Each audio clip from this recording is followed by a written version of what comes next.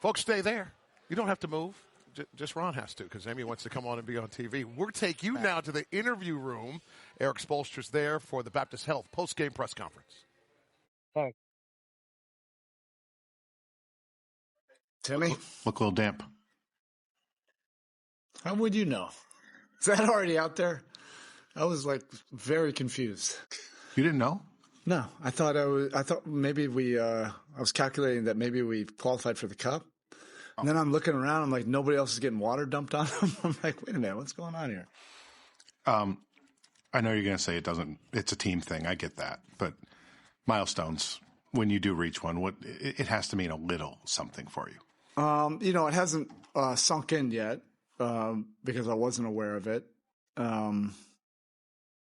Yeah, I mean, I guess it's fitting that it comes on the eve of Thanksgiving, right? I just feel incredible gratitude for this organization and all of these years, where the years going by so fast, having a hell of a time.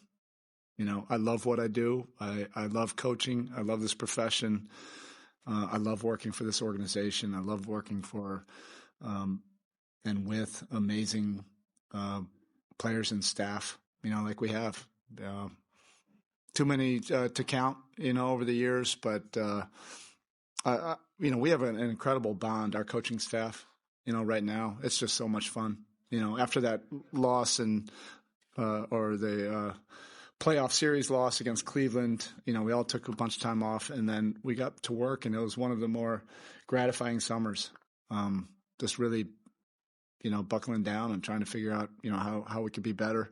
But, it really is like a brotherhood, our coaching staff. And the players, it's just a fun locker room, a very ambitious locker room. Our coaching staff, we want to be our best to be able to meet that ambition and hopefully exceed their ambitions. But I'm grateful. I say it. I've said it a few times, but when Pat told me that I was going to be the head coach, he said I was going to blink and it would be 10 years that would go by. And now there's quite a few more years that have gone by. But yeah, that's what I'm feeling. I'm feeling great gratitude, heading into Thanksgiving. When Tyler Herro came back, could you have envisioned 29 to 24, not just the numbers, but also being a leading man in clutch situations like he was the last two? Your thoughts on Tyler's return? Yeah, I just wanted to be open to all the possibilities and open, to whatever he could bring that would add to our team. We're so familiar with him. His skill level is just amazing. And he works so hard. So, he has the skill level, he has the ambition, he has the work ethic, and they all work, together to be able to produce, in moments, like this. It's not easy, to be out a significant amount of time and then to come back and look like you haven't missed a day. But that's a credit to his work. He does everything full speed. Every rep is like a live rep. Whether he's going 1-on-0 or whether he has a coach, working against him, so it gets him in rhythm, much quicker. But he's certainly going to add. It'll take him a little bit of time. The last two games, if it's not because of Tyler coming back, it's because teams, will try to scheme against what we're trying to do. Teams will try to slow us down, and we just need to be better at what we do.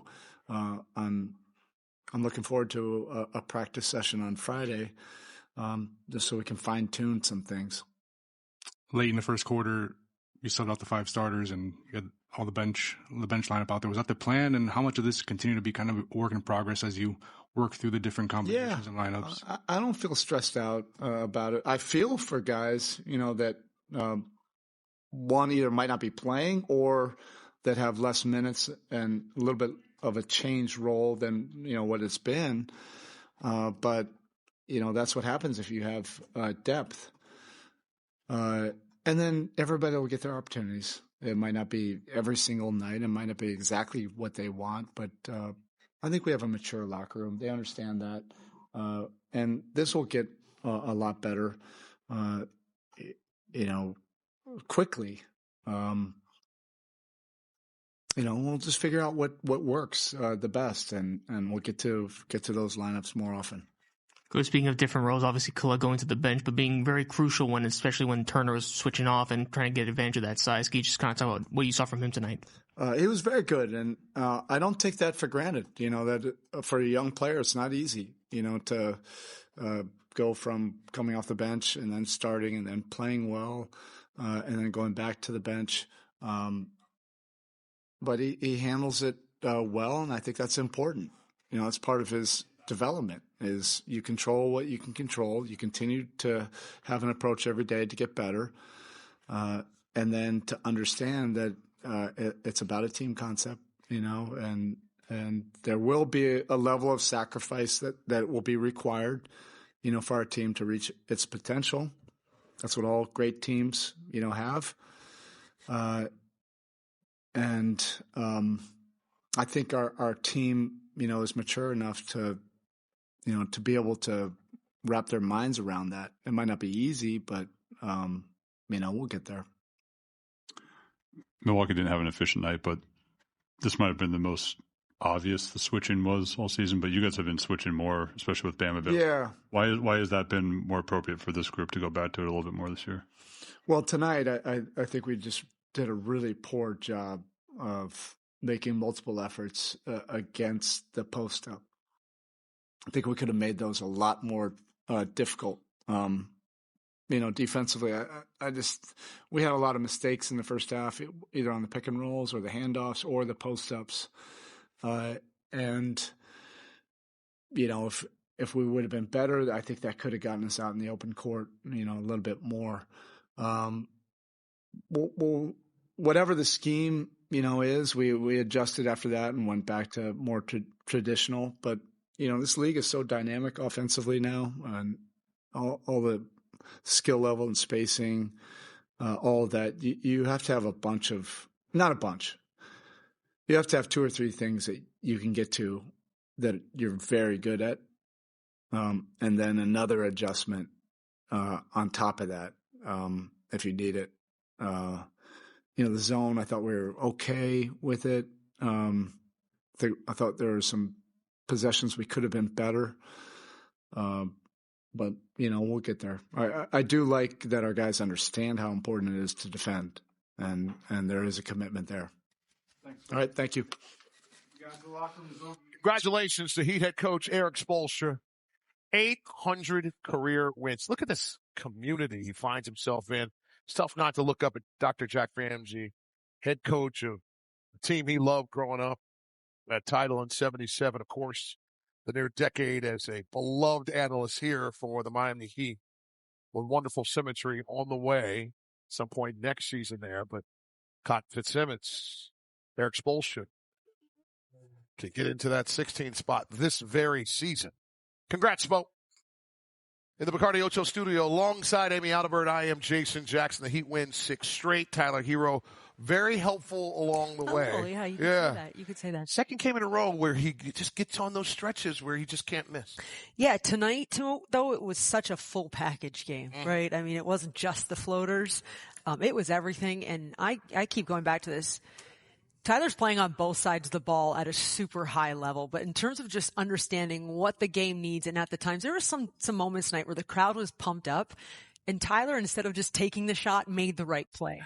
And to me, that's just like the evolution of an excellent basketball player, is being in total control of your decision making when you've got 18,000 people in here telling you to shoot, and you say, no, I'm going to drive. And let's start with the drives. And what a night.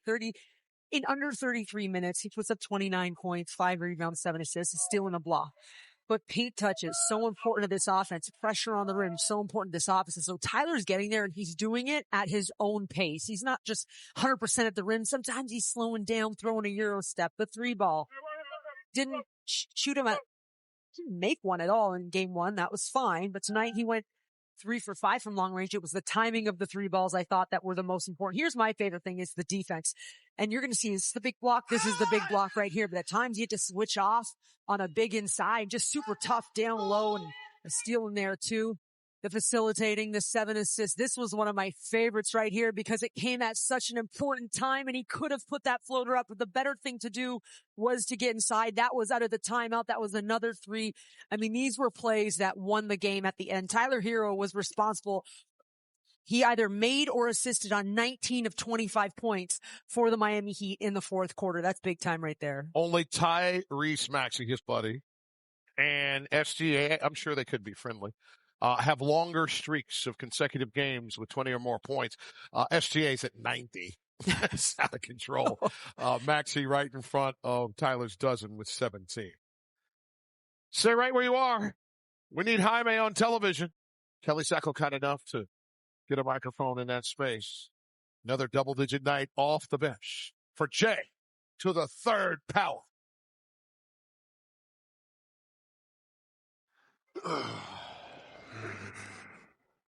Tyler, coach has said how difficult it is to come back when missing so much significant time.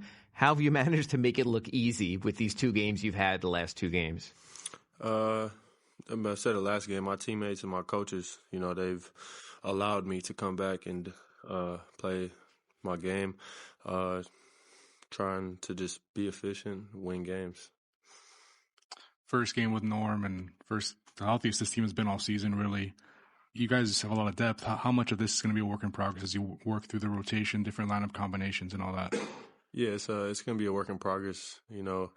I didn't have a training camp or preseason games. I didn't have anything with this team. Kind of just got thrown right into the fire 2 days ago. And, and then obviously tonight with having a full roster healthy, it's the first game. And, I wanted to work, doing everything I can to make it work. And I'm just excited to see where this goes. And another test on Saturday, which I'm really looking forward to. You've been able to get to your spots pretty much in both games. Do you feel like your approach and your process to getting to your spots has been pretty much the same in this offense? Just trying to play more off. I don't play off the catch. I did that last year as well. And then, that's what I'm doing right now is just trying to play off the catch and trying to create advantages, in transition where I can get downhill or get to my spot before the defense gets set. And then in the half court, just trying to make the right play. I feel like as I get my legs and my feet under me, I'm going to be able to make more and get into the paint more. I don't feel like my foot is it's healthy, but I still have to, strengthen my foot and feel fully comfortable jumping off my foot and exploding off my foot. So it's still a process. Like I said last game, it's going to be a process for a couple of weeks until I can fully feel comfortable. What's that scene like in there when evidently Spo had no idea this was a milestone win and you guys let him know, I guess, in a rather violent attack fashion? What's that to be part of those moments? What's that like? No, it's huge. Trying to think of how old I was when Spo probably got his first win, and then to be where he is now and got 800 of them is insane. So it's great to be a part of a great organization who's historically been at the top, and then for me just to be as a player to be coached by one of the best coaches ever, at college level, and then obviously now at the NBA level, I soak it all in. It's just a great opportunity and experience for myself to be coached by Spo and then obviously Coach Cal before that. Tyler, talking about kind of the offense and especially kind of back-to-back games of scoring, obviously a little lower than usual. How much of a process do you think it will be in terms of will it be continuous throughout the season that you guys will get, gel together? Or will it be sort of maybe a short-term type of thing? Yeah, I hope it's short term. I want to score 150 as well. That looked a lot of fun from the bench. So I'm trying to make it work. I'm not here to take over the offense or do anything. I told all the guys to just continue to play the same way, and I'll find my spots and fit in as I can. But, I want everyone to continue to play the same way they were playing before me, and, I want to, like I said, I want to score a lot of points as well. One more on the shots you're getting. I know last year you came in, it was kind of about layups and threes and kind of about specific spots on the floor. This offense, it kind of seems like it's, you could score from anywhere. Like you can kind of take shots from it. Is that feel like you're kind of feeding into that style where maybe you don't have to go to a certain spot. It's just about firing and from anywhere. Yeah. I mean, right now, it's my second game, and I'm trying to just find any spots I can, right? But as the game seasons continue, and I get my feet and my legs under me, I'm trying to shoot all threes and layups again. Obviously, floaters are cool, but I feel like that's my best shot diet. Thank you, Tyler. Yeah, thank you, Tyler.